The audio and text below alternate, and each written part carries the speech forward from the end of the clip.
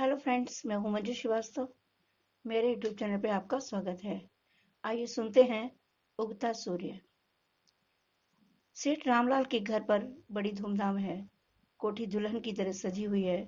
हो भी क्यों ना, उनकी लाडली बेटी सुषमा का विवाह जो है।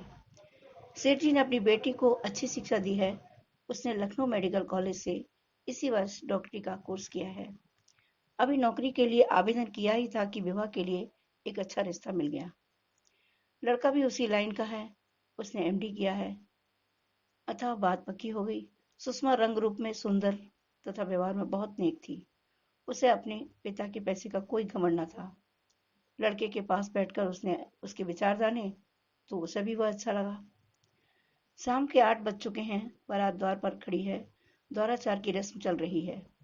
तभी बड़े बूढ़ों में कुछ तनातनी की बातें होने लगती हैं, जिससे माहौल एकदम बदल गया। अफरा तफरी मच गई। पता चला कि लड़के ने अपने चाचा से कह दिया कि लड़की के पिता से क्लिनिक खोलने के लिए 1.5 करोड़ रुपए की मांग कीजिए। मांग पूरी होने पर ही मैं यह विवाह करूंगा। सब लोगों ने बहुत समझाया पर वह टस से मस न हुआ।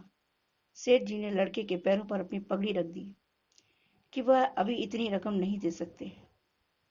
उन्हें पिछले वर्ष व्यापार में घाटा उठाना पड़ा है। वह धीरे धीरे सब पैसों का प्रबंध कर देंगे। लेकिन वह अपनी जिद पर अड़ा रहा। भीतर सुषमा इन बातों से बेखबर अपनी सहेलियों के साथ जयमाल लिए नीचे उतर रही थी। यह बात उसके कानों तक भी पहुंची। उसका चेहरा क्रोध से लाल हो गया। उसकी समझ में नहीं आ रहा था कि अब क्या किया जाए।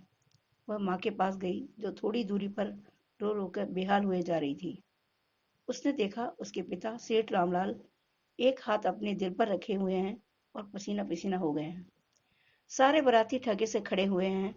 सुषमा ने आव न देखा ताव अपने हाथ की जयमाला को एक ओर फेंकती हुई सीधे लड़के के पास पहुंची और उसकी ओर सगाई की अंगूठी फेंकती हुई बोली, लानत है तुम्हारी पढ़ाई पर और तुम पर।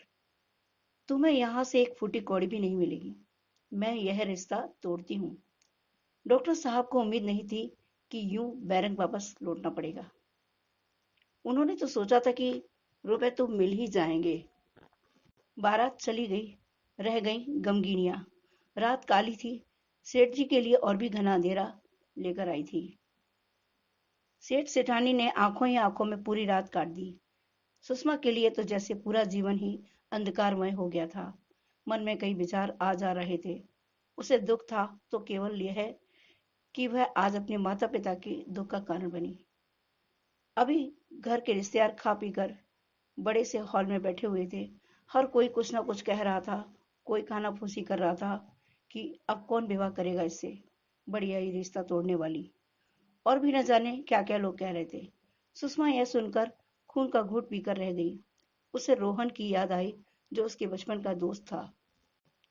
आज मिलिट्री में बड़ा ऑफिसर है। उसने भी सुषमा से विवाह की इच्छा प्रकट की थी, पर सेठ जी ने यह कहकर इनकार कर दिया कि दोनों परिवारों में स्तर में असमानता है। कहाँ रोहन के पिता सरकारी कर्मचारी और कहाँ सेठ रामलाल बड़ी बड़ी मिलों के मालिक। पर आज सब अकड़ धरी रह गई। रोहन आज ही छुट्टी में घर आया था। उसे सुषमा के विवाह का पता चला। वह सीधा उसके पिता के पास पहुंचा। साथ में रोहन के माता पिता भी थे। उन्होंने सेठ जी को ढाढ़स बंधाया और कहा कि वह चाहे तो सुषमा का विवाह रोहन से, वह सुषमा को अपने घर की शोभा बनाना चाहते हैं। सेठ जी की आंखों में आंसू छलक आए। सूर्योदय होने में अभी समय था। पूर्व की ओर हल्की हल्की लालिमा छा गई। आज रोहन ही उनकी जिंदगी में उगते हुए सूर्य के समान जीने का संदेश लेकर आया था। उन्होंने रोहन को अंक में भर लिया। पंडित जी को बुलवाया गया। उन्होंने विधि विधान से दोनों का विवाह करा दिया। पंडित जी ने उन दोनों के उगते हुए सूर्य को प्रणाम करने के लिए कहा। सबने उगते हुए सूर्य को प्रणाम किया और अपने अपने कार्यों में लग गए।